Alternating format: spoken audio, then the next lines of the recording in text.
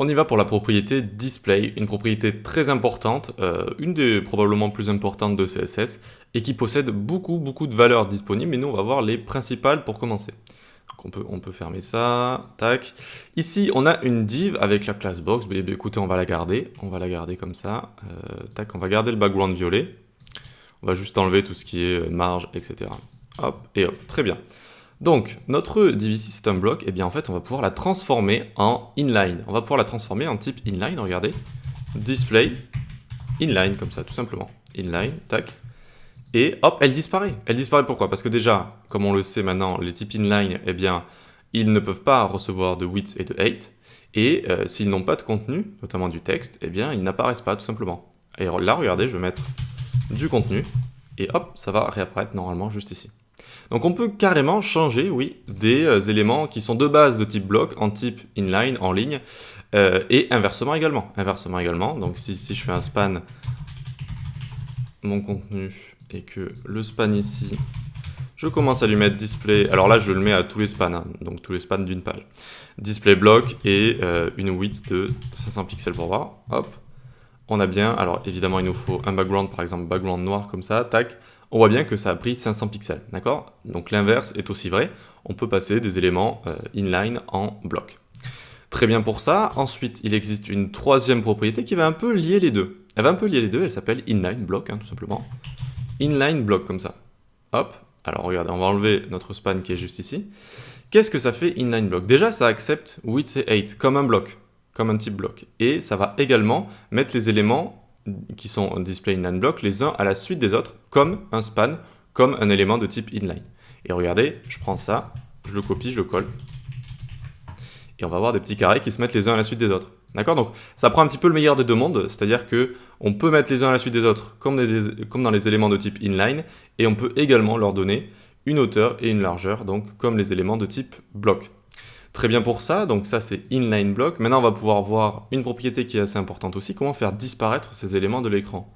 Eh bien on leur met display none comme ça, display none, hop, directement, et ils ont disparu. Ils ont disparu mais ils sont encore dans le DOM, le Document Object Model, c'est juste qu'on ne peut pas les voir, donc si on fait clic droit inspecter, qu'on ouvre le DOM dans Element ici, on ouvre le body, et on voit qu'ils sont toujours là, ils sont dans le DOM encore, mais on ne peut pas les sélectionner, on ne peut pas les voir, ils sont là mais ils n'ont vraiment aucun contenu si vous voulez, et on ne peut même pas les sélectionner. Donc pour l'instant on a vu ces 1, 2, 3, 4 du coup, hein, display, block, inline block et none de display, et on va faire un petit exercice par exemple ici, hop, on va faire un paragraphe P, et à l'intérieur on va faire lorem 50 comme ça, très bien.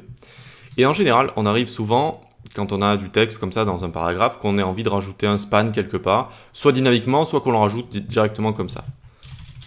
Vu que c'est un élément en ligne, alors là ça m'a mis une erreur, ah oui, ici, tac, c'est juste que je l'avais écrit à côté de error point, du coup ça l'avait compté comme un raccourci. Donc là j'ai envie, imaginons, de rajouter, je sais pas, une info comme ça, tac. Alors là, elle s'est rajoutée, elle est juste ici, une info, et vous voyez que c'est en ligne, donc ça reste dans le paragraphe, en fait, ça reste dans le flow du texte. C'est pour ça que c'est assez intéressant, et que des fois on en rajoute comme ça directement sous forme de span. Surtout, c'est intéressant, pourquoi aussi, je vais vous montrer, parce que ici on peut faire... alors normalement on donne une classe, hein, on n'écrit pas directement un élément HTML, sinon ça fait tous les spans de la page, mais ici vu qu'on en a qu'un, ça va. Eh bien je peux mettre color red comme ça par exemple, vous voyez, et ça va mettre... on va dire, voilà, on va plus voir mon info qui est juste ici, qui a, si j'ai envie de mettre l'accent dessus, eh bien je peux le faire grossir également avec font size. Tac, voilà, s'il y a un mot important dans un texte, c'est une manière de faire pour changer ses dimensions, etc. Bon là, 25 c'est un petit peu trop exagéré, mais vous avez compris le principe. Donc ici, c'est span, c'est un élément de type quoi? De type inline, en ligne. Donc ici, eh bien, je ne peux pas lui mettre de largeur, etc. Mais voyons voir si je commence à lui mettre display block, par exemple, qu'est-ce qui va se passer? Display block, hop, il prend maintenant toute la largeur de gauche à droite de son parent qui est le paragraphe ici, et le paragraphe qui va hériter de la largeur de son parent qui est le body, et qui prend toute la largeur disponible. Donc ici, il prend toute la largeur de gauche à droite, il va pousser les éléments en dessous, d'accord? Là, il va, si vous voulez, il prend tout ça, tac, il leur met un coup de pied, hop, il descend en dessous.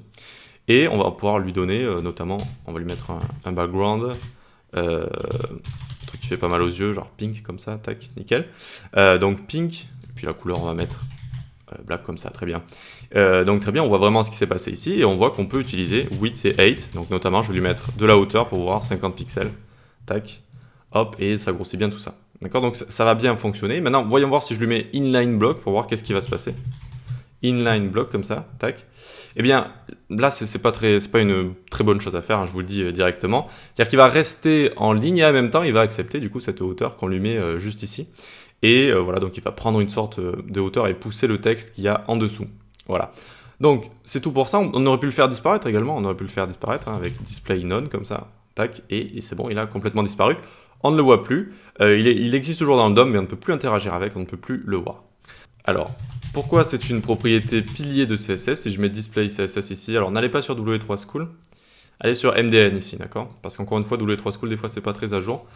Et donc ici, on arrive sur MDN qui est... Ah, je crois que c'est la première fois que je vous en parle. C'est vraiment la documentation, pas officielle, il en existe plusieurs, mais elle est très très bien fournie et très très bien expliquée sur tout ce qui est CSS, JavaScript et HTML, notamment, puis sur quelques autres sujets. Mais voilà, notamment en CSS, vous allez vraiment avoir des explications très complètes. MDN, ça veut dire Mozilla Development Network, et c'est une documentation géniale, d'accord? Donc dès que vous le voyez, essayez de cliquer dessus au lieu de W3 School par exemple. Donc ici, propriété display, et regardez tout ce qu'on peut mettre. Block, inline, running, flow, table, flex, grid, on peut mettre tout ça en fait, il y a vraiment beaucoup de valeurs. Mais alors, ne vous inquiétez pas, toutes ces valeurs ne sont pas utiles, il y en a qu'on utilise très peu, voire pas du tout. Et je vous ai vraiment montré les plus importantes, block, inline, inline block, on verra plus tard pour utiliser Flexbox et CSS Grid également celle-là, et également donc display none qu'on a juste ici. Donc on en verra quelques petites au fur et à mesure du code, mais sachez que là on a vu quand même les plus importantes, hein, n'ayez pas peur de tout ça. Mais donc pour MDN, hein, c'est vraiment une doc très complète, vraiment très très sympa. Voilà, c'est vraiment une très bonne doc. Allez, on va pouvoir passer à la suite maintenant qu'on a vu display. On va voir comment faire disparaître des éléments avec d'autres méthodes.